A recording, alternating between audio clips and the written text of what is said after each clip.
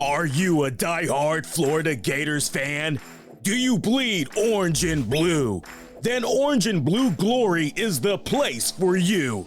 Join our vibrant Facebook community dedicated to celebrating every touchdown, every victory, and every moment of Gator greatness. Orange and Blue Glory is where passionate fans come together and share the latest news, game highlights, and insider updates on our beloved Florida Gators football team.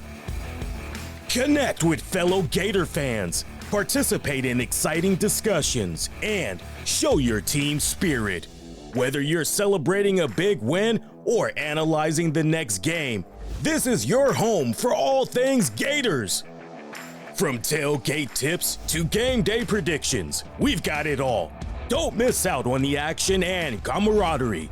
Join us today and be part of the ultimate Gator fan community. Visit Orange and Blue Glory and become a member now. Show your support, share your passion, and let's roar together. Orange and Blue Glory, where Gator pride never stops.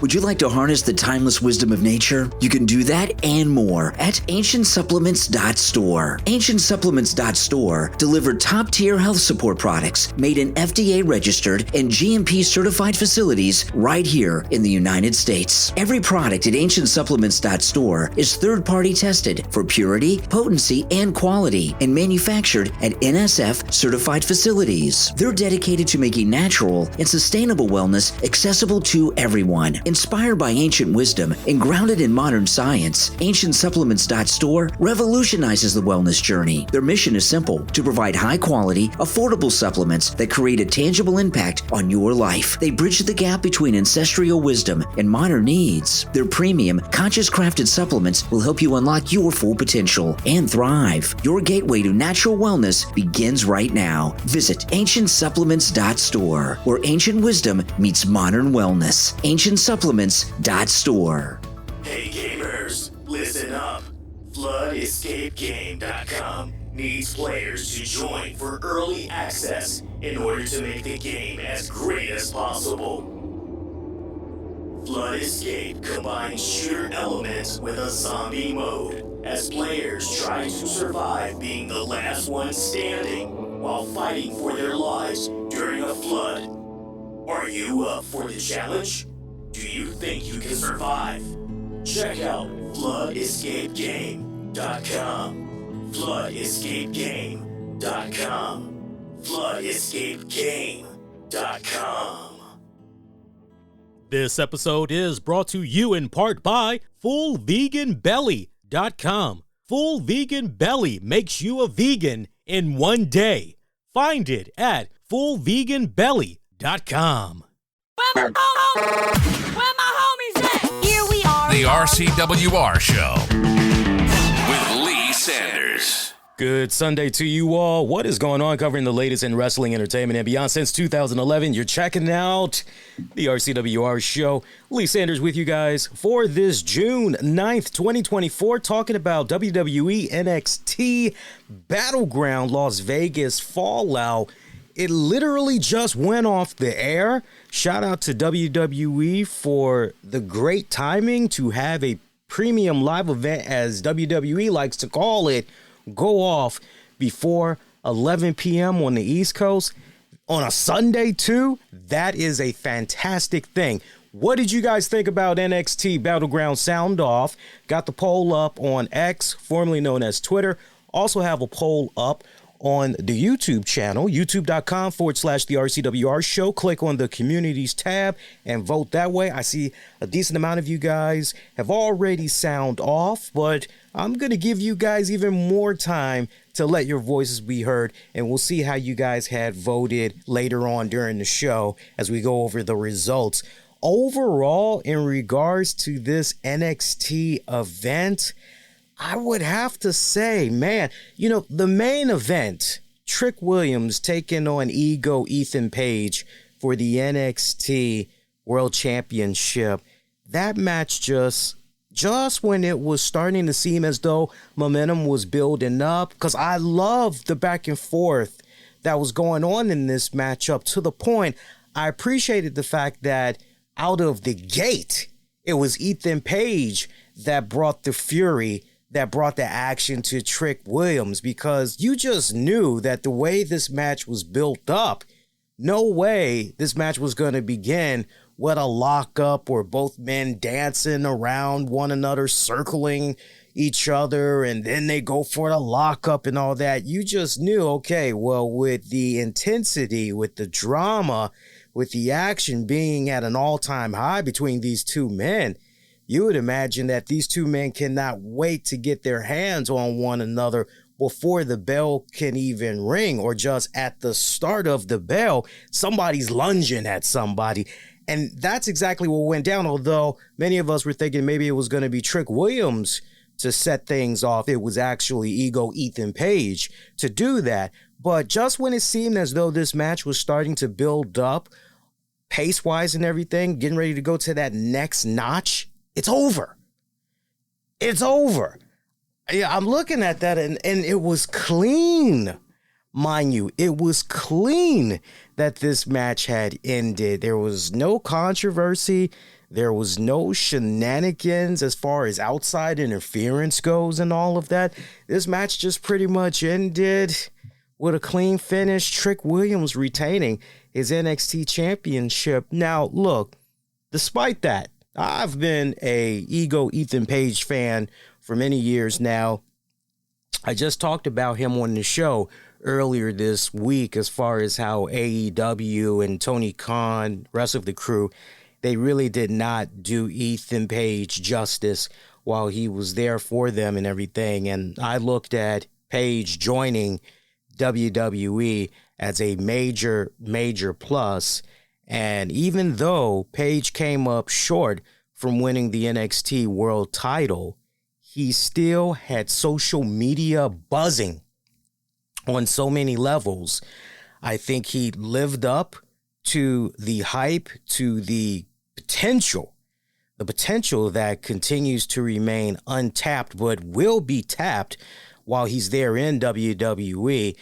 The 34-year-old, make no mistake about it, definitely has a very bright career ahead of himself there in WWE, especially being associated with NXT right now. He's off to a really good start. I like the way that Triple H, Paul Levesque, and crew have handled him on the NXT side of things so far, introducing him to the WWE universe. All things considered, though, with what happened with that match and then the NXT Women's Championship, you just kind of feel as though, man, no controversy as far as, wow, we're not going to go into this and have one of the titles change hands. I just feel it really would have been that more impactful. It would have been that more, as far as shockwaves go, for the wrestling community, for WWE fans. Wait a minute, what went down? Wait, this title changed hands? Like, how is that even possible? What the hell? Say what? That makes no sense. And give emphasis to the fact that, you know what, you definitely need to watch these NXT premium live events, because anything can and will happen. But some of you all may hear that and say, Lee, you crazy, my dog. No. Titles are fine just where it is. That's just me, though. It's just, my whole thing is, we're in this day and age now in 2024 where you have one title match go down and you see that there is a retain, then the fan will automatically assume that, okay, well, since that's happening the way that that's happening, then this probably means that that other championship match that's going to be happening later on in the night, safe to say that title is probably going to be safe as well, right?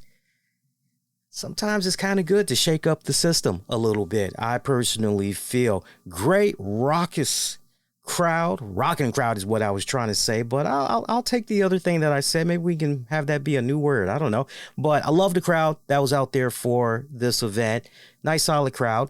Like the way that they had the ring set up and everything, as it was at the UFC Apex venue out there in Nevada.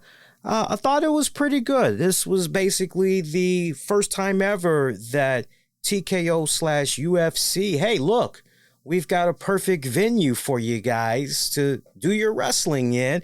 I thought it worked pretty well, looked very good as far as the visual presentations go. Great camera angles that they were showing us and everything. I would like to see WWE do more out of that particular venue.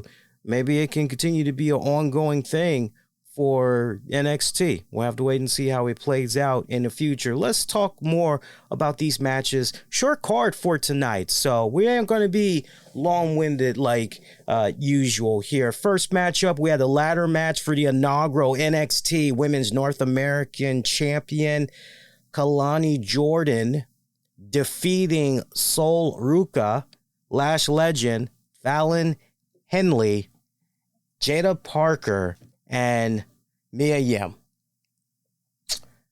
Look, I've seen a decent amount of Kelani Jordynne, even though I haven't been watching NXT religiously on a weekly basis like I used to in the previous years. But in present times, I am dipping my head in, seeing what's going on from time to time. And Kelani Jordynne, nice look, decent in the ring, but as far as I am concerned, the personality is extremely flat. There is nothing to be desired whatsoever. Nothing to be desired whatsoever. Now, some people are going to hear that, and they're not going to think too kindly to those things that I've said, but hey, show creed model since 2011, keeping it honest, keeping it insightful, keeping it interactive. So for those of you that disagree, feel free to push back. Don't mind having the healthy back and forth. But for me, she is just very, very, very bland.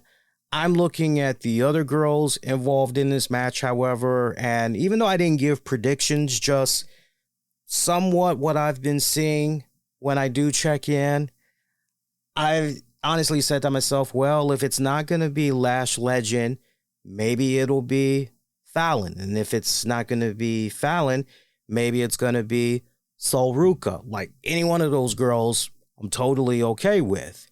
So the fact that none of those girls that I was thinking, okay, they should definitely get it. And I've seen the progression of those other three girls that I just mentioned, particularly Lash legend and Sol Ruca. And Sol Ruca, my God, that Soul Crusher move of hers, I am in love with that move. That is her RKO out of nowhere. Seriously, that is her Randy Orton RKO out of nowhere. I love that move. That is one sick-ass move. The fact that she can just pretty much hit that bad boy anytime and on anyone. Where I'm a little bit concerned in regards to that move, though, look, I love it. I think it's a thing of beauty because when it's all said and done, she is essentially defying gravity with what she's able to do. And the fact that she is in her early 20s right now, she's got all of that great flexibility and everything. She can continue to do that move for the next 3, maybe possibly 4 years. But where I start to grow a little bit concerned for that particular move is, okay, when she is getting into her 30s and then she's slowly creeping up on hitting 40, I'm concerned about her hips. I'm concerned about her back because the longer that she continues to do that move, the higher the odds that there's going to be some issues with those targeted areas later on. And my whole thing is, you know what, if we can, as cool as that move is, I love seeing her do that move. Seriously, that is her calling card. She has the finisher. That's badass. There's that big part of me that is screaming, we got to give that girl something else. A lot sooner rather than later. We need to give her something else as far as a finisher goes. But I love seeing her do that, just defying of odds. And she was busting that joint out like candy in the match here tonight. But yeah, Kelani Jordynne leaving, and Lash Legend, she's definitely a future main eventer in the making, without a shadow of doubt. Great look. I love how she essentially was booked in this match, as you had all the other girls participating in this ladder match gang up on her and sent her crashing through a ladder that was set up outside the arena, taking out a really big Amazonian threat that is Lash Legend. I thought that was well displayed, how they handled that and everything. Some good stuff, some good spots here and there throughout the matchup. Kelani Jordynne going over. For me, not really the desired result that I was expecting. But you know what? We are still in that honeymoon period. So let's see what'll happen, right? Maybe she will rise to the occasion or whatnot. We'll have to wait and see how it plays out. But she became your inaugural NXT Women's North American Champion, 12 minutes, 21 seconds when it's all said and done. Oh, can we talk about Sexy Red for a minute too? I know Sexy Red came into that joint and she was the host and everything. I like how when this thing had first began, we had Sexy Red in the ring and she was welcoming everybody to NXT Battleground. And then all of a sudden she started popping her ass. And luckily the WWE cameras, the way they were positioned, it was, no. That's too hot for TV. We're not going to show you that. No. We're not going to show you that because that was just no. And I love seeing some of the wrestling sites that was out there pretty much going, Sexy Red pops her ass right before NXT Battleground. It's like, really? Really? This is a slow news day, is it not? We're really gonna freaking look, as far as Sexy Red goes, if you're on top of your hip hop, your rap, then you definitely are going, hey, this is nice that WWE was able to work with this girl and everything. That's cool. Me personally, and I dip my head into my rap, my hip hop. I love those genres. I love them. I stay pushing them. But I'm not a Sexy Red fan. I am more of definitely a Nicki Minaj, but a lot of you guys probably won't believe this, but if I have to choose between Sexy Red and Ice Spice, you know I got to go with my girl Spice. I love Spice, okay? I think Spice is the better rapper. I think she is the better rapper. I will give Sexy Red her props. Kind of seems like she's got my girl Spice beat when it comes to the beats, you know, her instrumental beats and all of that. You know, some people could say, nah, it's almost a tie, Lee. But yeah, if I got to pick my up and coming or somewhat new female rapper, I got to go with my girl Spice. That's just me personally, though. Vic Joseph, Booker T, doing a good job on the commentary and everything like that. But going back to that women's match one more time, really nothing groundbreaking right here. I did notice a couple of missteps here and there and everything, but the way that they had this ladder match set up, you know, everybody was able to get in, you know, their stuff for the most part. I don't really see how anybody can hate Kelani Jordynne winning, even though I said what I said, and it doesn't come from a place of hate. It just comes from well, wait a minute. I've been watching these girls about the same length as Kelani, and if anything, it should have been these girls. But I'd be surprised if there was a decent amount of people online that would be mad at the fact that Kelani Jordynne won the championship. Sound off. Let me know how you felt in regards to this particular matchup. But moving right along, our NXT Tag Team Championship match, Nathan Frazer and Axiom defending the titles against the OC's Good Brothers, Luke Gallows and Karl Anderson. Nathan Frazer and Axiom retaining the tag titles. I got to be honest with you guys. I missed half of this match because part one, when I saw the OC came out, I said, damn, these guys are still in the WWE. I totally forgot. I blanked out on these guys. I thought they were gone. Seriously. But here they are, they're there, and they're on NXT. And you know what? I think that it's a really great move on WWE's part to have them be involved on the NXT brand, because Lord knows we hadn't really seen anything of them when they were part of the Raw brand. And then when they went over to SmackDown, remember there was that period in time where AJ Styles was out and seemed like the OC wasn't doing anything. Then even after AJ came back, the OC still wasn't really doing anything. So the fact that they are being incorporated on NXT, pretty much helping out the tag team division on there, yeah, I'm okay with that. I'm definitely okay with that. I liked how essentially the way this match was laid out. Basically, you've got this young upstart of a tag team that is taking on this veteran tag team in the OC. That is a great, perfect winning formula. Old vets taking on the new guard. Don't have a problem with that whatsoever. You're telling the classic tale of the up-and-coming kids that's basically getting a one-up on the veterans, right? They're overcoming all the odds that's being put before them by the veterans, and they're able to rise to the occasion. Nothing wrong with that whatsoever.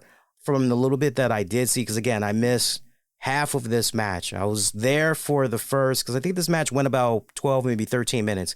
I was there for the first half, and I unintentionally fell asleep.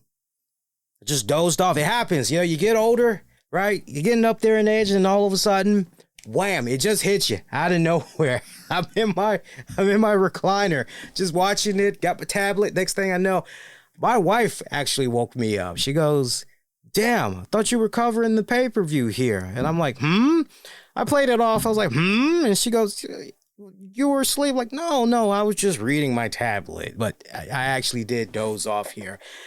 So, yeah. But from the little bit that I saw here, you know, I liked it. The team of Axiom and Frazer, they're definitely growing on me. I see that being a really big bright spot for NXT, especially for that tag division and everything. So I liked it. I liked what I saw right there.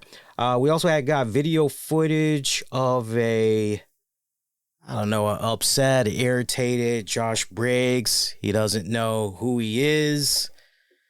We'll find out soon, I guess. I don't know. Whatever. It is what it is. Also saw a video package for Dante Chen. I'm still out on him. I remember a couple of months back seeing that guy. I'm still on the fence about him. Meanwhile, NXT Underground cage match. Shayna Baszler taking on Lola Vice. Two fighters. Picture this now. We've got two legit fighters in their own respected right. They've got the MMA experience. I believe they even have, I know Shayna does. I can't really speak for Lola because I haven't really been checking up on her MMA career like that. But if you want to go with the whole, hey, UFC background, you can definitely go there as well. Love the way that this was set up, because this was essentially a fight, and the only way to win this was by a knockout or submission. I like the fact that they took away the ring ropes and the ring posts, and you had a bunch of men and women wearing all black surround the ring, and they're beating on the canvas and all that. I thought that was pretty badass. You know, one thing that was kind of irritating me about seeing this fight go down between Baszler and Vice, which was, man, can't we have this be some type of a situation where not necessarily it's a unsanctioned bout, but I was just looking for that extra little bit of, you know what I mean? It just felt like something was missing from this, but I still was able to enjoy this for all it was worth. I thought it was a nice back and forth between these two girls. I love the fact that they were throwing in there the kicks and the punches and all that. Some nice judo takedowns, armbar submission holds, leg lock holds. I love seeing all of that stuff. It definitely had those MMA, UFC elements that you've come to know and love, or if you're checking out Bellator, it definitely had all of those elements, went in the right place. I loved it. It started to get hokey dokey, kind of comical though, towards the end, because we just saw Shayna just freak the hell out, I guess, right? She just started wailing out and just started beating the crap out of those poor extras that were at ringside. And that, for me right there, it lost me a little bit. But at the same time, I love seeing Shayna Baszler back in this comfortable realm. You know what I mean? If you've been a MMA, a boxing fan, if you've been a fan of Shayna Baszler's before she came into the WWE, this just really seemed like, okay, she's at home right here. She's definitely more within her element right here. And I ate the hell out of it. And if you've been a longtime listener of mine, you know I've been saying for the past couple of years now, can we get back to the Shayna Baszler that, because I have for newer listeners, I have on my wall here a autographed photo of Shayna Baszler. And she's holding the NXT Championship. And those days, I just remember how much of a freak of nature / badass she was way back when. And off and on over the years, I've said here on this show, can we have that Shayna Baszler come back to the helm? Can we get back to basics with that Shayna Baszler? And what I saw here tonight with Baszler and Lola Vice, I loved it. It just seemed like Shayna Baszler was right at home and everything. Now, this match ended up being stopped by the referee at about the 11-minute mark. Yeah, referee stoppage. Final moments of this matchup, Shayna Baszler had hit an arm bar. Then she tried going in for a triangle choke that Vice was able to block off. Shayna kicks her into the desk. And then one of the people that was standing at ringside, as I mentioned earlier, Shayna ended up picking up Lola. Lola pushes her head first into the steel steps. From there, she was able to get in a spinning back fist. And from there, she just pounced right on top of Baszler and was just grounding her in the face with the strikes. Referee just jumps into that bad boy because as fast as all of this went down, apparently Shayna Baszler was knocked out. Somehow during that hold, the back fist and then landing on the ground, apparently she was knocked out as Vice was on top of her and the referee just stopped it. Because, man, the way Shayna Baszler immediately jumped up after the referee stopped the match, and Shayna's just selling that, what happened? What happened? I loved it. Nice touch. It was definitely a nice touch. Shayna waking up. Didn't even realize that she lost. Seriously. Definitely setting up a really nice rematch if that's something that you want to do, if you're WWE down the line and everything. But I liked it. I liked it. This match will probably have its detractors. I wouldn't even call this a match. I would more say it was a fight. I think this fight will have its detractors. I can see some saying, this type of stuff, it doesn't belong in the WWE. Don't really want to see this again. But I definitely was down for this. I thought this was better execution than what we had saw with Raw Underground with Shane McMahon and Omos. You know, they fine-tuned this one quite a bit. I like the vibe and the energy that went into this. It translated in a very good way. It did not feel like I was watching a completely different show. You feel where I'm coming from? Whereas with what happened with Raw Underground, that did feel like you were watching a completely different show not associated with the WWE, not associated with, they did it right here with these two girls. And I think what really made this match be, okay, this kicks ass. Yes, I can definitely get into this, is the fact that both of these women have legit MMA backgrounds. Thus, to say to these girls, hey, we want for you all to work this match MMA style. Yeah, sure, no problem. They were within their freaking element. Lola Vice coming out of this as the winner, I don't have a problem with that whatsoever. I know there's a lot of you guys out there and girls that love you some Lola Vice. I see all the nice little comments. My way of saying dirty comments. Look, she is a young, attractive woman. I will give her that. She is definitely shaped in all the right places. I will definitely give you guys that. But as far as looking at this case of another young up-and-comer and Lola Vice that is throwing it down with the veteran, I know there's a decent amount of people out there that at this point are ready to see Shayna Baszler disappear. I mean, she's in her 40s now, and a lot of people just want to give her the kiss of death, write her off and everything. I hear where you guys are coming from, but for me personally, right before she hangs it up for good, I'd love to see her have just that one definitive, legit, strong run within the company. And look, with Triple H, Paul Levesque at the helm, anything is possible, but Lola Vice being the one to get the victory here, I'm down for that. This was really my first time really being able to see Lola Vice in action as well, because typically, I don't check out NXT, at least the full-length shows. I'm usually seeing little highlights Tuesday nights on social media, so I kind of had an idea about Lola Vice, but seeing her at full display here tonight, definitely a lot of potential for this woman, a lot of potential. I can see her being a featured player, not just in NXT, but definitely on the main roster for many years to come. Continue to take your time with that woman. I'll tell you what, definitely continue to take your time with her.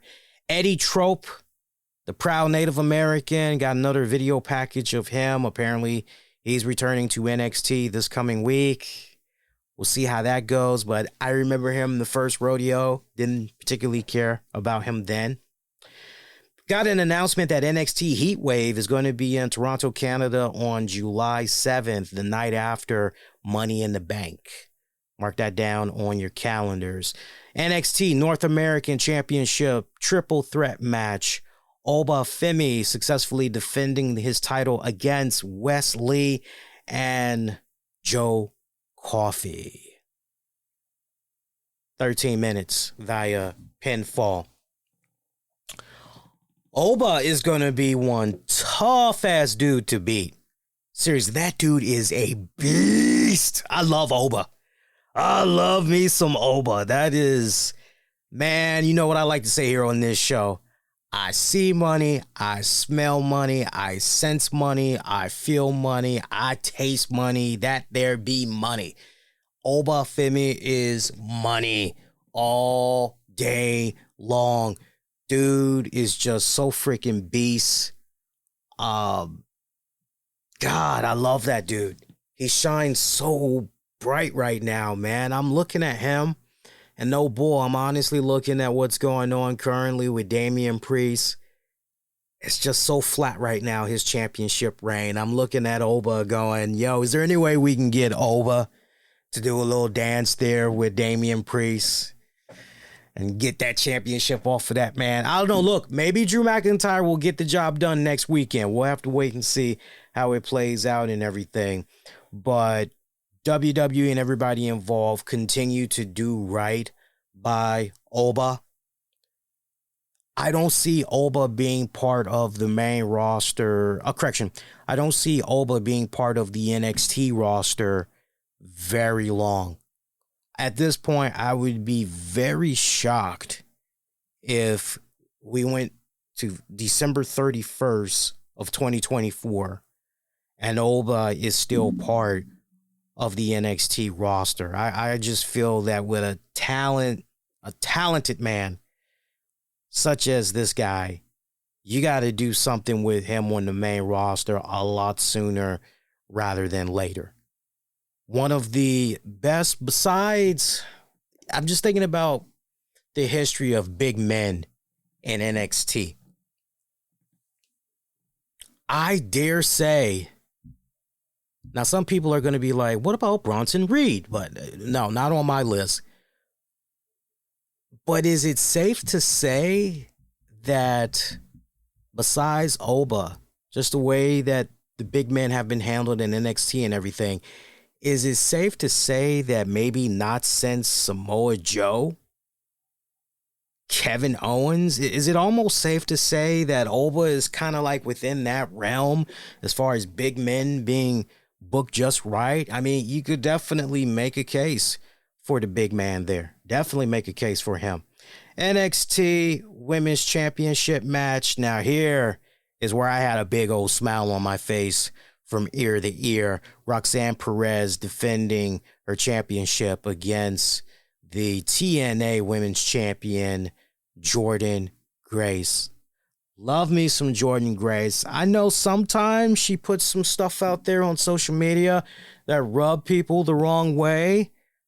You know, she's cleaned up her act over the years. She's matured. She's about her business now and everything. And I definitely give her props for that. I love this match. If there's one match I'm looking at where I'm going, you know what? I enjoy this match the most. I'm looking at this one. Shout out to Roxanne Perez for hanging in there with the veteran. Here's another case right here. Here's another match right here where you've got a veteran, right? Nice little theme that we got going on here, almost essentially. Early on in the match, Jordynne Grace lost one of her earrings as it was ripped unintentionally. And it was bad. Her ear was split. Her earlobe, it was split in two. The earring, it ended up being caught in the leggings of Roxanne Perez. So Jordynne Grace was bleeding for a good amount of time there. It was so weird because 1 minute I'm looking at this, and the next thing, I don't know, I must have looked at my tablet, jotting down some notes. Then I look back up and I see one of Jordynne Grace's shoulders has blood on it. And I'm going, oh, did she get cut right there? What's going on here? Then I see a little bit of blood on her face, and I'm going, what the hell? And shout out to LaFisto, because LaFisto was watching this, and speedy recovery to LaFisto too, because she just had her surgery this week. For those of you that maybe had missed the update on her, she just got her surgery, so she's recovering. It is a slow recovery, but she was watching NXT, and shout out to her, because her post was the first post I saw that acknowledged, hey, Jordynne Grace, her ear got cut because the stud, her earring, it got caught up in Roxanne Perez leggings. I'm going, wait, what? And I'm now scrutinizing the hell out of Jordynne Grace's ear. And sure enough, I see the ear, it's split and there's still blood. I'm going, oh, like that just made me give Jordynne Grace even more props because, you know, everybody is not built the same. You got some people that will just be squeamish, freak the hell out because they're seeing, oh my God, right?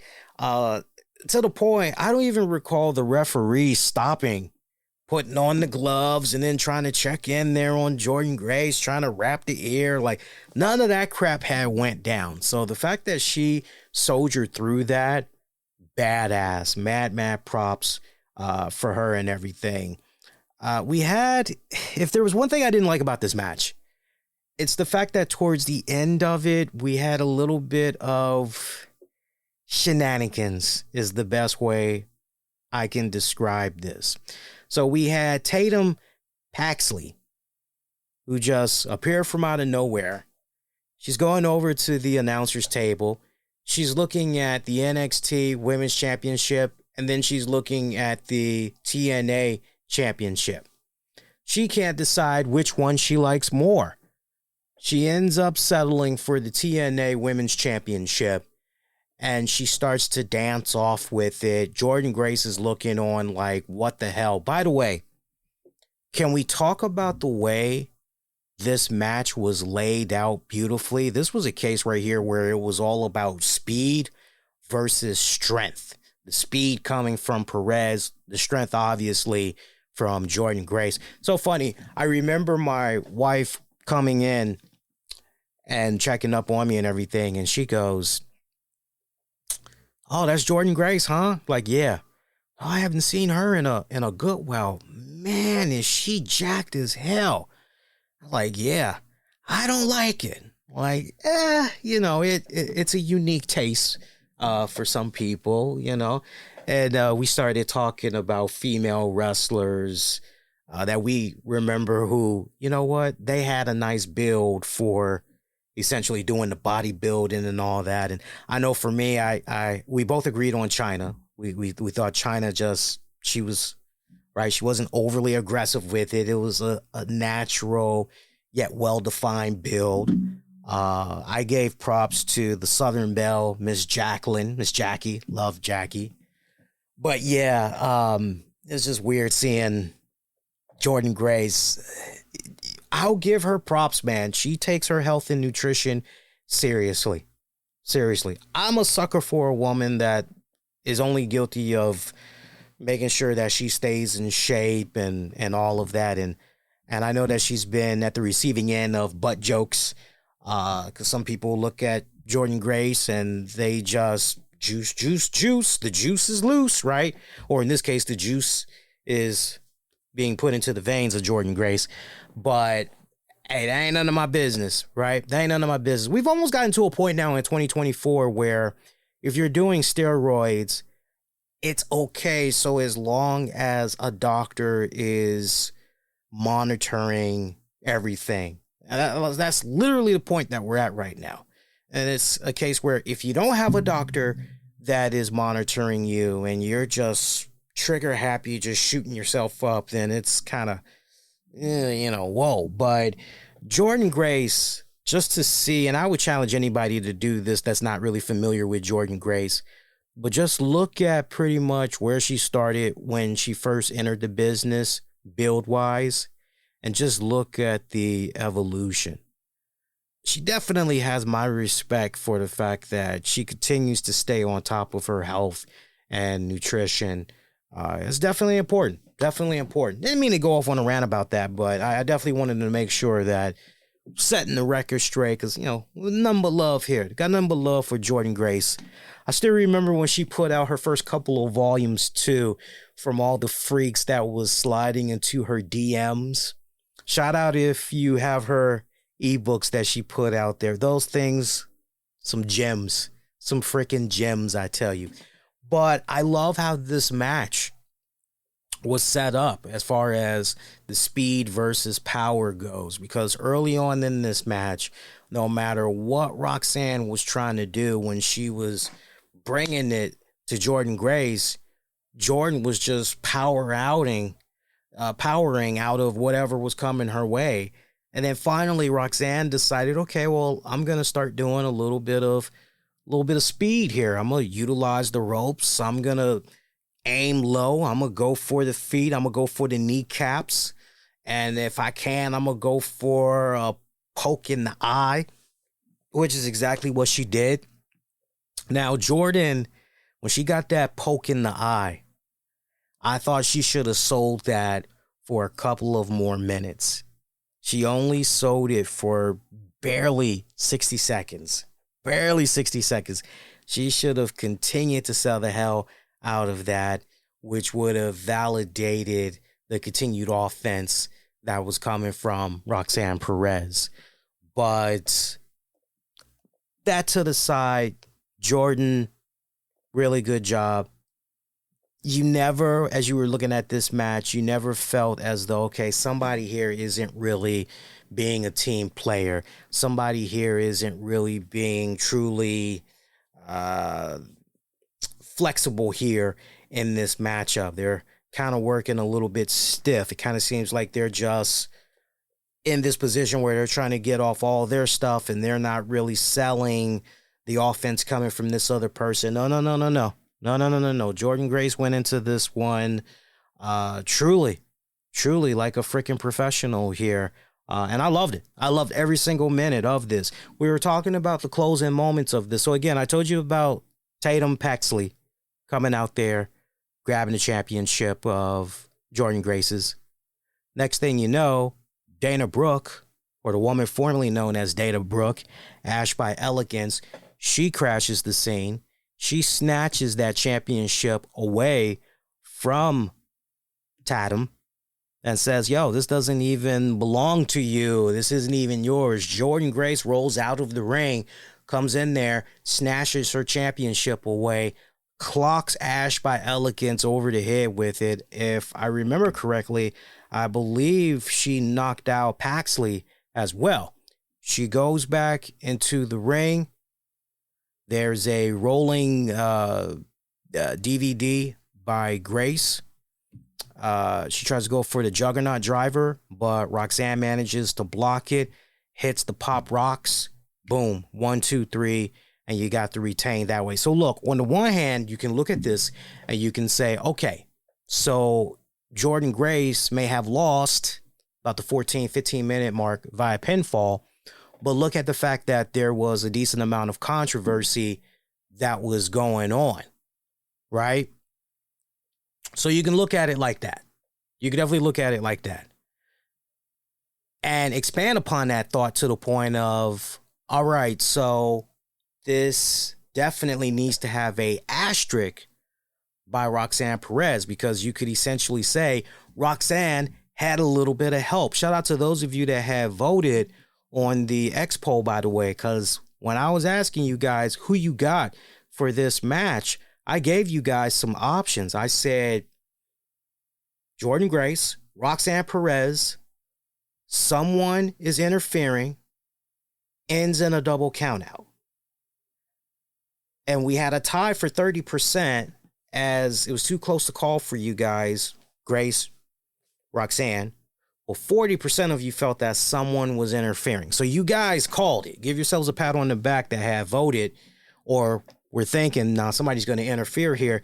Went down exactly like that. So you got a nice continuation that goes into TNA Wrestling for their respected story arcs and everything. You can have Jordynne Grace. Hey, I was so close to achieving a really great milestone. Imagine somebody from TNA Wrestling being an outsider, coming into the WWE, coming into a NXT Premium Live event, walking away with the NXT Women's Championship. But then Ash by Elegance and that girl, Tatum Paxley, had to stick their noses in my business. So just imagine the potential there in Ash by Elegance, right? Getting back into the mix there, continuing on her respected angle with Jordynne Grace. But the idea of Tatum Paxley possibly continuing to meddle in the life there of Jordynne Grace. It's an interesting window of opportunity that it creates. I did not get a chance to talk about it on the show earlier this week because I mainly forgot that there was going to be an NXT Battleground show. But the fact that WWE and TNA are continuing, if you will, their own little forbidden door. The fact that they are continuing their working relationship. And they did a lot more in recent weeks than what they had did with just the Royal Rumble some months back. I love this. It is a win-win situation. It is a win-win situation for WWE, its fans, staff, the workers. The idea of, hey, we can possibly do something with this promotion over here and work with these talents that happen to be good friends of ours. By the way, I love that Vic Joseph gave that nice little nugget of information there when this match was going on, where he acknowledged the fact that Jordynne Grace defeated Naomi to become the Knockouts champion. Because remember, shortly after that, Naomi was done in TNA. So it's a win-win situation, though, because for WWE, everything that I just highlighted, for TNA, it puts more eyeballs on their stars, definitely on their product. It gets the social media engagements going, right? Nothing but good things can happen with this continued relationship. I see a lot of great potential happening here. They just got to continue to be smart about it.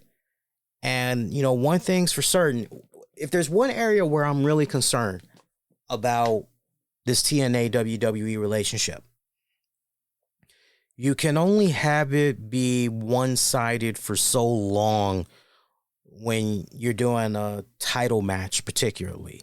You feel where I'm coming from? So, and let's take that a step further for a second, right? Because I think this is important.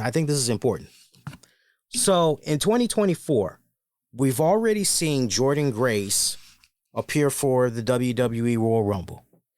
Okay, she didn't win it, but man, what a great debut for her in the WWE.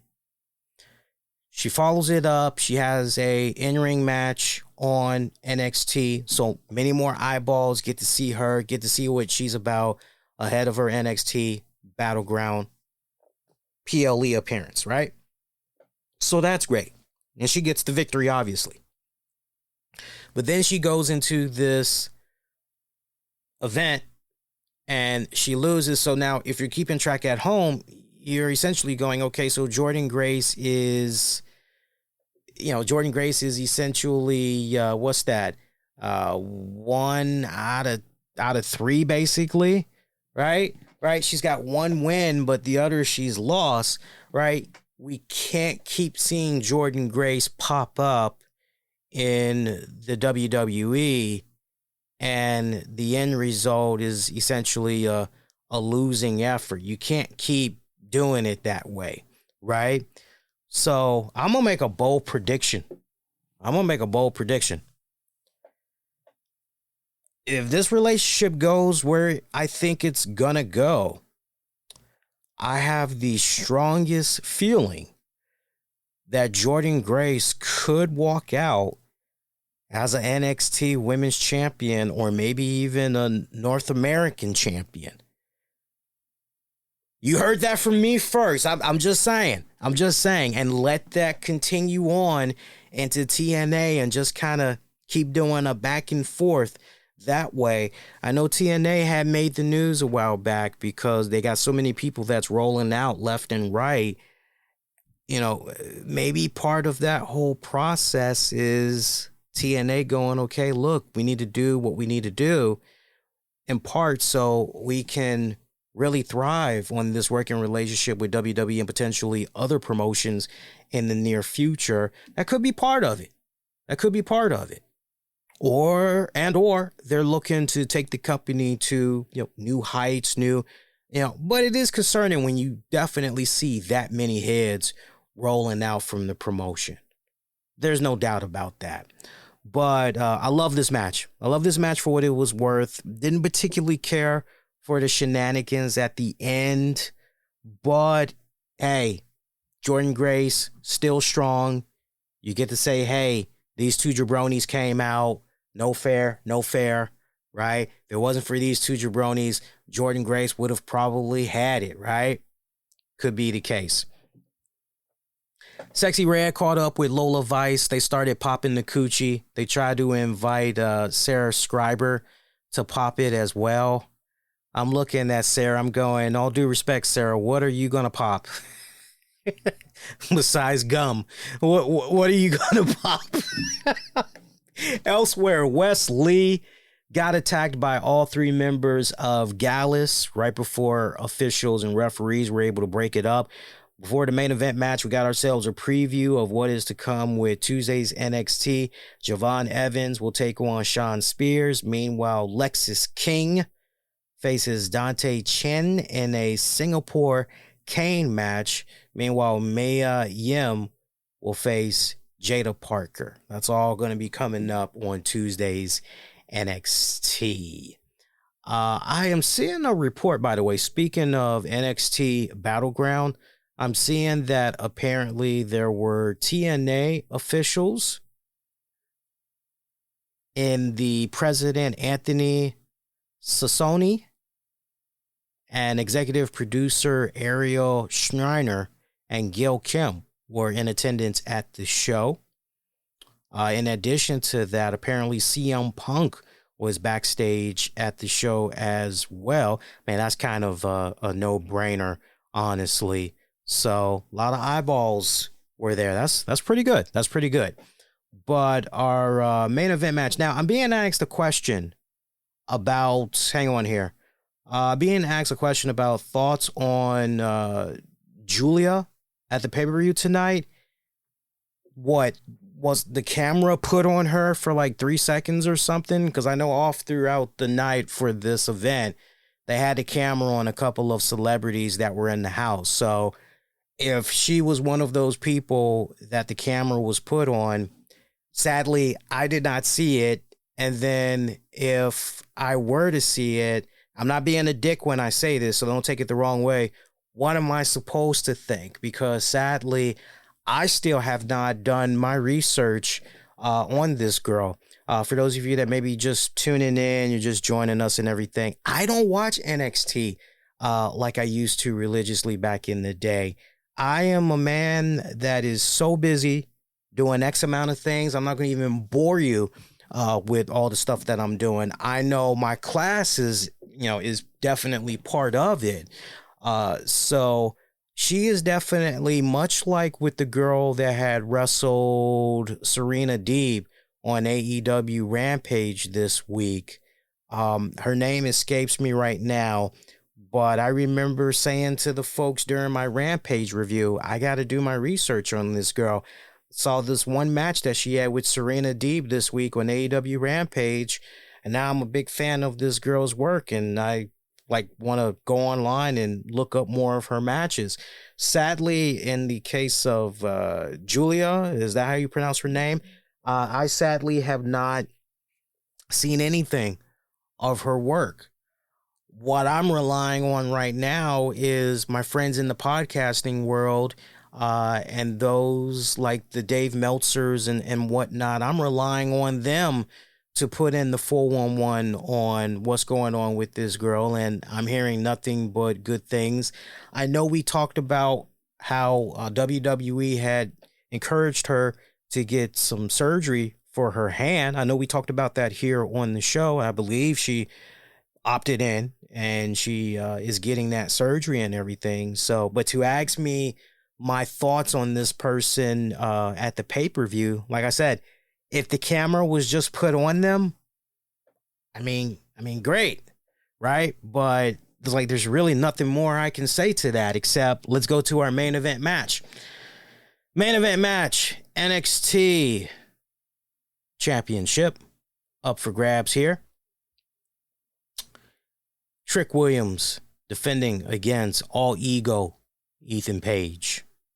Trick Williams picking up the win. 13 minutes via pinfall, cleanly at that. It was a clean finish. Where do I even begin with this match? First of all, it was a good main event to establish Trick Williams truly as the face of the brand, of the NXT brand. Furthermore, this establishes Trick Williams as, hey, if you thought for maybe a second this guy was maybe going to be a transitional champion. No, not the case whatsoever right here. He is the guy. He will continue to be the guy moving forward. So this was a great title defense and performance by Trick Williams. Flip the script and let's talk about Ethan Page.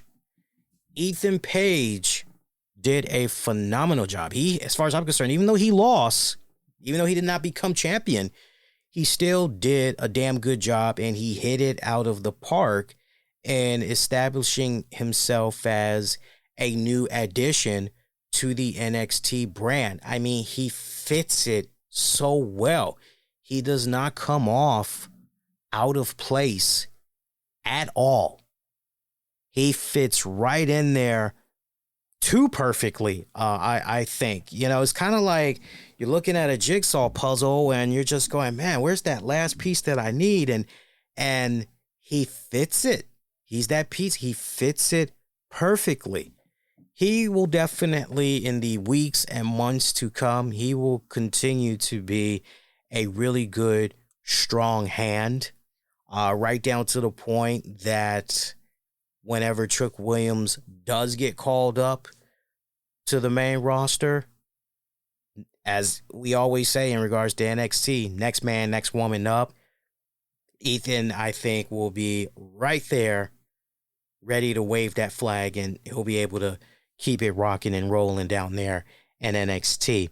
I was very impressed with Ethan. I thought for sure that maybe there was going to be some jitters, but he was cool hand Luke in this NXT in-ring debut. He was. I loved it. This was very good. It also just highlights too how, and we'll talk about this a lot more on Monday's show, but it highlights much more on the fact that we've got now a handful of AEW talents that honestly, for whatever respected reason, it just wasn't clicking creatively with them in AEW.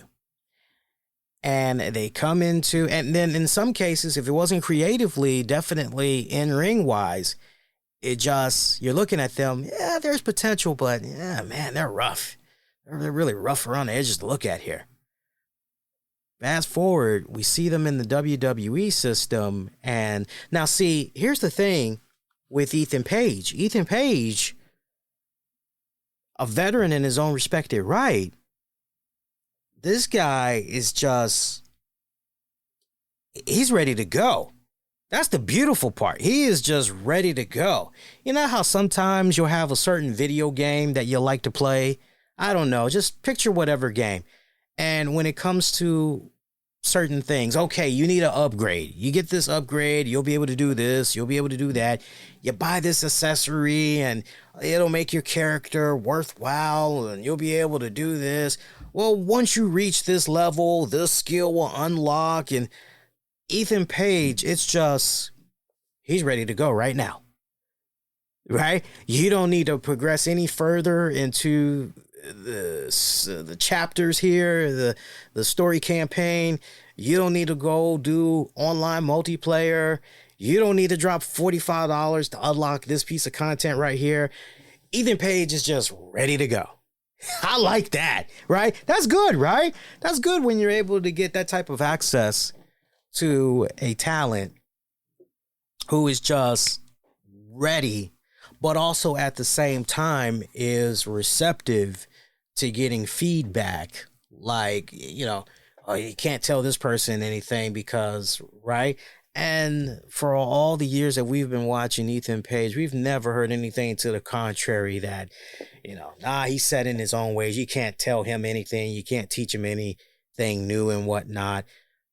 There's so many angles that can go down that we've already seen on display in regards to Ethan Page and NXT. I mean, he can be mixing it up so well with so many people there. It's not even funny. So, but yeah, this match, I liked it. But as I said at the top, man, it seemed as though just when this match was starting to pick up the pace, all of a sudden, it was over. Now, some of you guys may ask, damn, well, did somebody maybe get injured in the process of this? No, from far as I was able to tell, wasn't the case whatsoever. I guess WWE and them just decided, no, you know what? 13, 14 minutes, that's more than enough. Stick a fork in it. This is pretty much done. All right? So, Trick, Sexy Red, celebrating as this Battleground event goes off the air while Ethan Page looks on extremely pissed off. And in regards to the final moments for this matchup, Ego, Ethan Page had took a bookend for a 2 count. Axiom went back outside the ring. Page gets clotheslined silly. Williams ends up getting power slammed through the announcer's table by Page. Axiom goes back inside the ring. Page hits the Ego's edge for a near fall. Referee kept breaking these two guys up. There was a distraction that was set up in there that had allowed Trick Williams to hit the trick shot for the 3 count. So if you want to say controversy there, I really wouldn't. It was a clean when it was all said and done. But we'll see how Ethan Page tries to spin things out on this week's NXT. But I would say for the most part, and I've checked out quite a few of the NXT events, this Battleground, pretty good. Everything that was set up in here as far as your winners goes, look, some good logic to it when it's all said and done. As far as the outcomes go for your winners, some could say a little bit too predictable.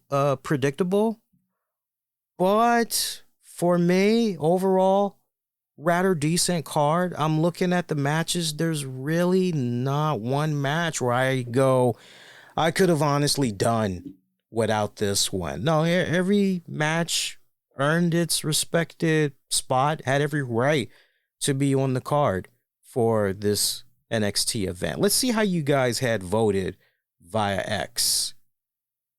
See what you guys are saying here. Shout out to my people that's watching via X/Twitter as well. All right, let's look at how you guys have voted here. Keep the voting going if you haven't voted yet.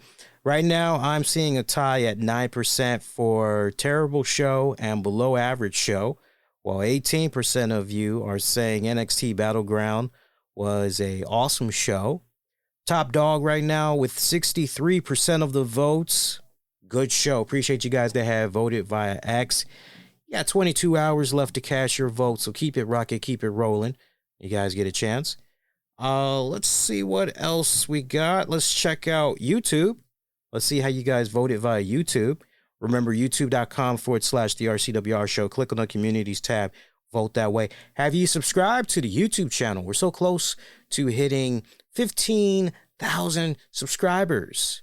Subscribe today and help us get there. We're like less than 200 away from making it happen. Appreciate you guys that's been subbing to the YouTube channel, by the way.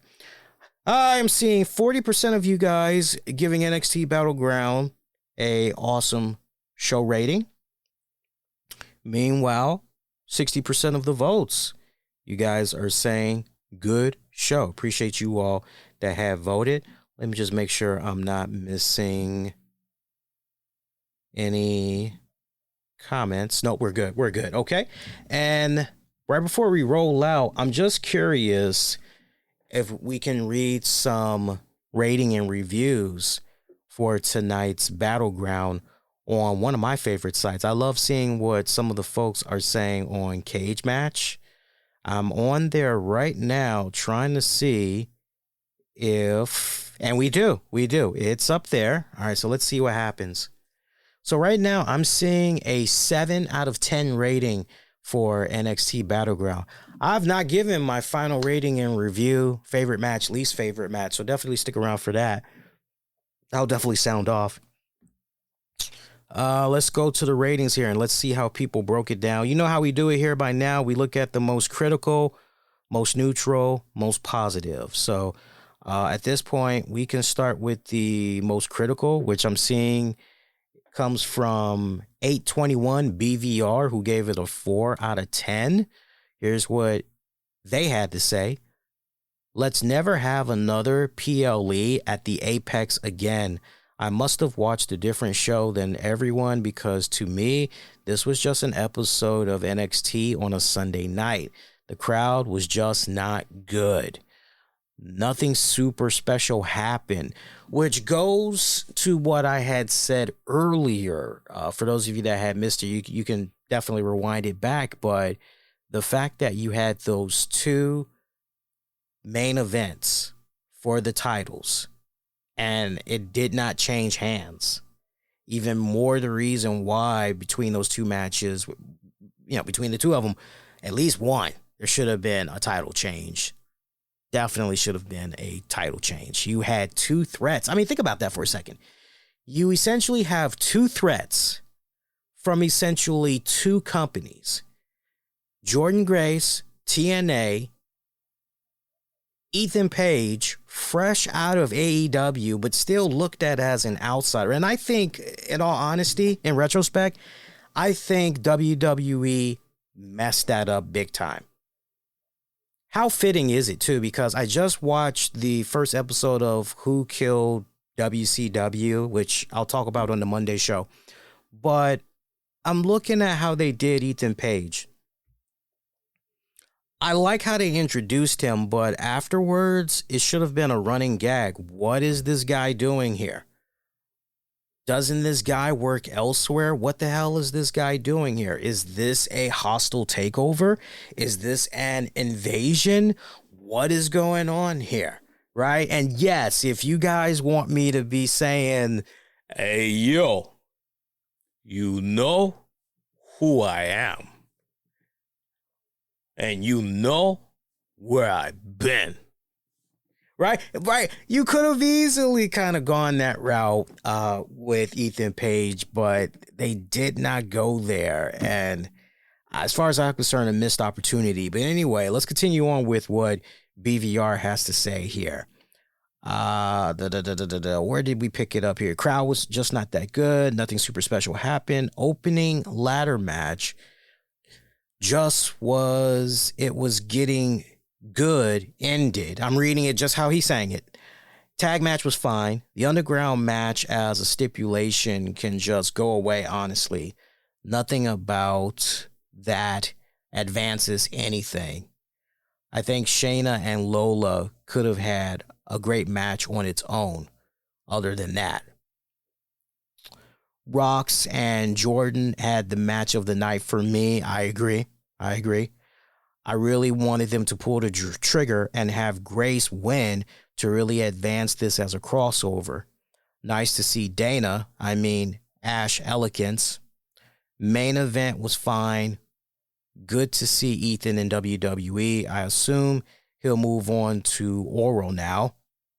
I think you mean Oba. Overall, I thought it was just adequate. Yet he gave it a 4 out of 5. So it kind of sounds like more he's maybe at a 5 out of 10. Maybe he's thinking average, right? What do you all think?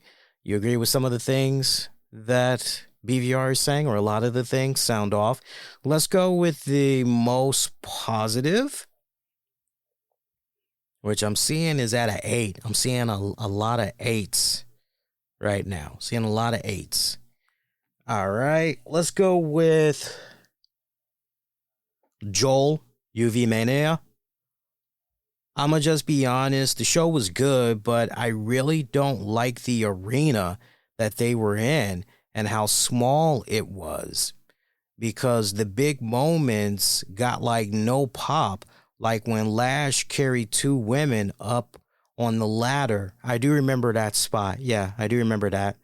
Ash by Elegance coming back, the big moments, and that, well, look, Ash by Elegance, Dana Brooke, I don't ever recall for the tenure that Dana Brooke was involved in the WWE that she ever got a big pop.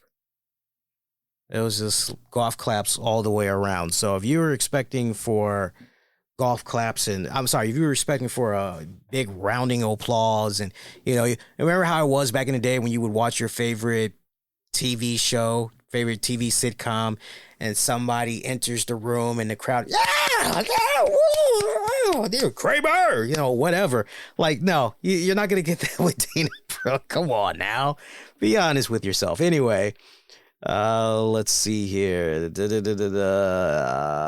Men's tag match, Ash by Elegance, Moans big. This was just like an episode of NXT arena type, but they were just far too quiet and barely even care for what happened. I liked all these matches, and the final there was pretty good. I rated almost all these matches with an 8 or a 9, so I'll just give it an 8. Perez and Grace should have been the main event.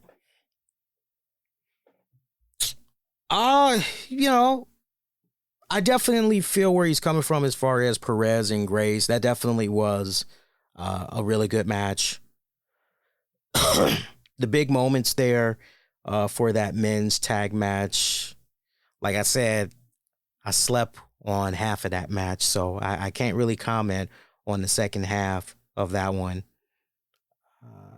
But for the most part, I agree with what he's saying, especially the crowd. I mean, see, that's the thing. If you pay a lot of attention to the crowd, you'll really miss the most important thing, which is what's happening in the ring. I know a lot of you guys, you like blasting the TV volume up while you're watching these events because you want to feel like you're actually there and you're part of the show and everything.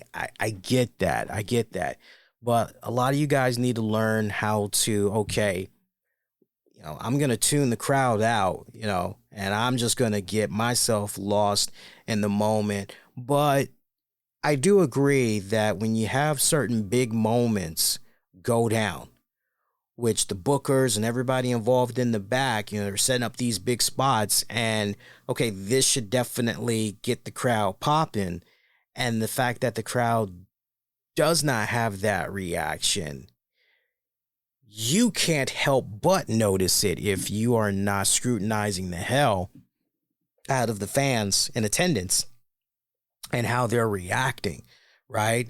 So it's kind of interesting, really, in regards to that Las Vegas crowd. Look, your guess is as good as mine. What was going on? Was it maybe the nachos? Did somebody put some edibles in the nachos? Was something up there with the food? Did they all have a big hearty dinner all at the same time and they got the itis? I don't know, man. Curious Minds wants to know, though. Curious Minds wants to know. Let's read one more. So what was that? We did most critical. We just did what? Most positive? I guess we can do a neutral joint, something that's considered straight up neutral. I see something that's a 7 out of 10. Let's look at this thing here from Open the Vault. That's the handle, by the way. Open the Vault. The 2024 edition of NXT Battleground ended up being a good show from top to bottom, from matches to moments. The opening ladder match was something I was looking forward to, but it ended up being almost disappointing with how little interest it ended up having. The small venue really ruined things and managed to turn a good concept into a middling execution. Then the card picks up very nicely after that with fast-paced matches and a stipulation match that ended up being good. Overall, good show, 7.5 out of 10. So in regards to people that are complaining about the venue where NXT was held tonight, let me just say this. Let's not forget that, you know, if you really want to compare, right? If you really want to compare, you could make an argument that for this Apex venue where NXT was at tonight, you could definitely make an argument that the venue was slightly bigger than what NXT was doing when they were at Full Sail University. NXT has come a long way, because those of us that's been with it from day one, we are well aware that the venues were even much smaller than what we had got tonight. NXT has always had that small, intimate, warm type of setting for fans and the wrestlers. It just makes better connections and reactions that plays out well on television. It's always been that way.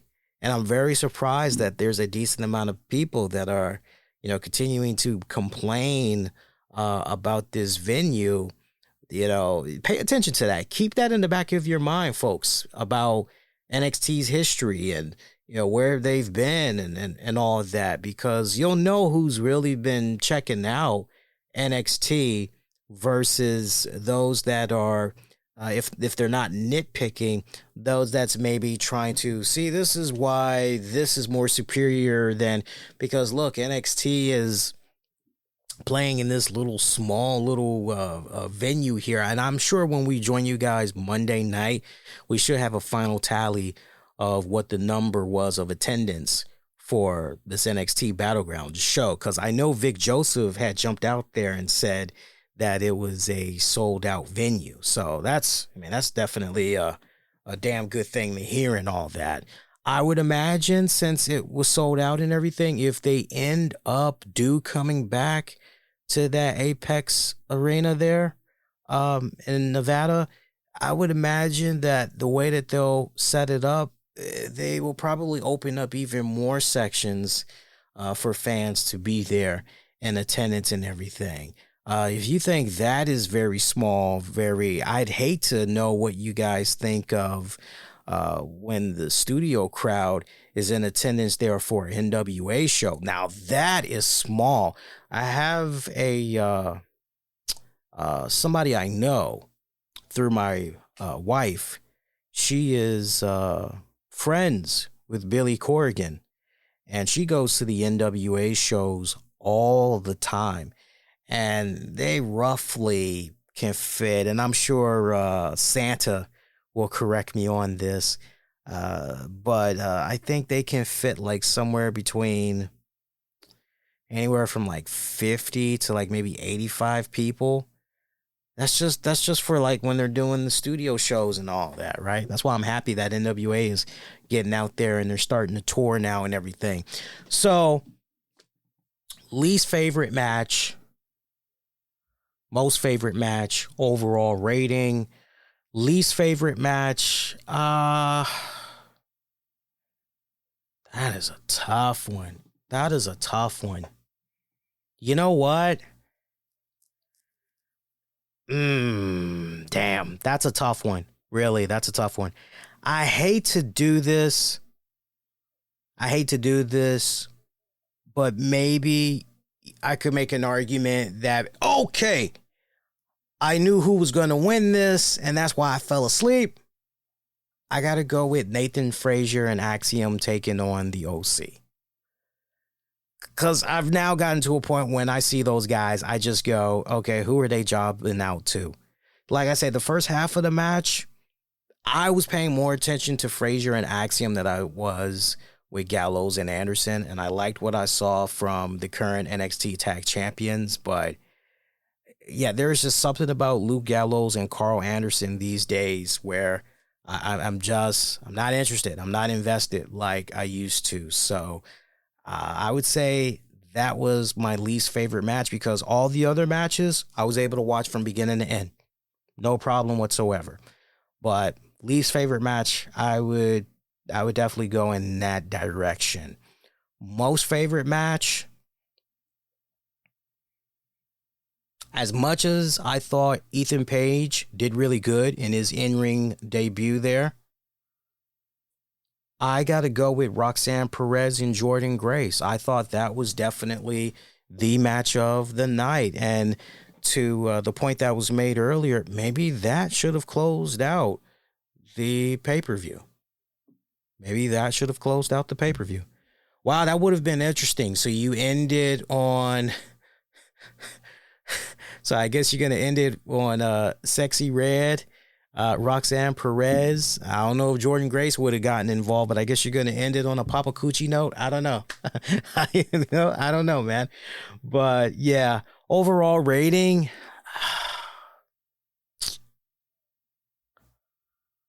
Nothing earth shattering. I got to factor in what happened with those two main event matches.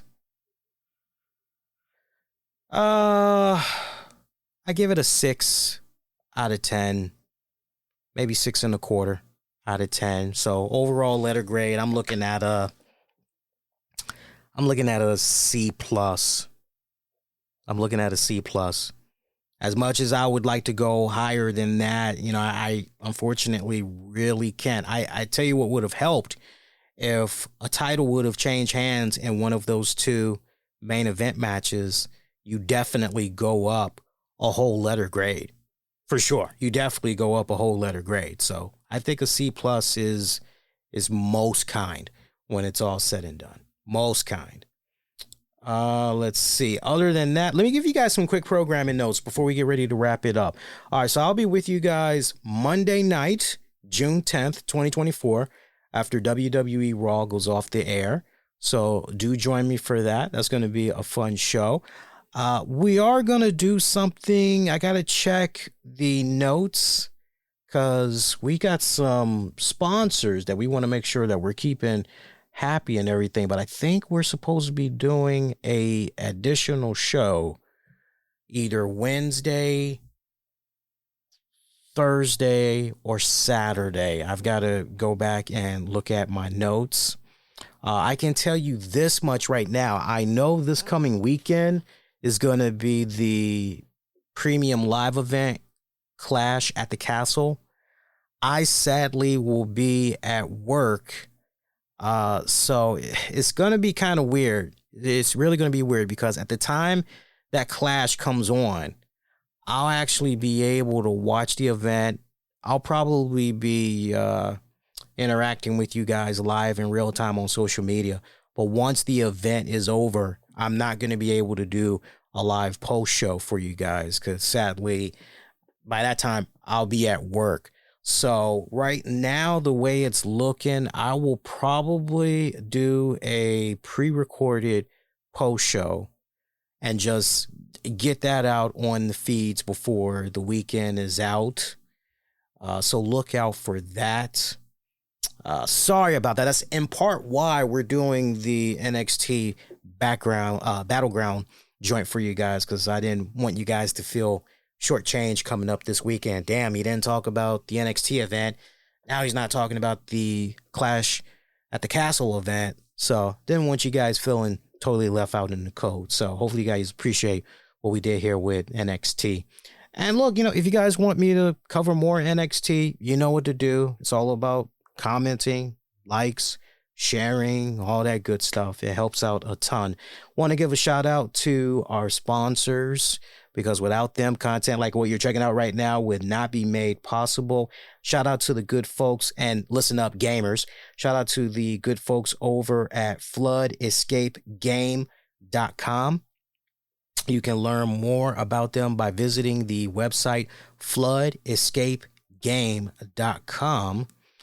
This game needs gamers like yesterday, as they are giving early access right now in order to make the game as great as possible. Flood Escape combines shooter elements with a zombie mode as players are trying to survive to be the last one standing while fighting for their lives during a flood.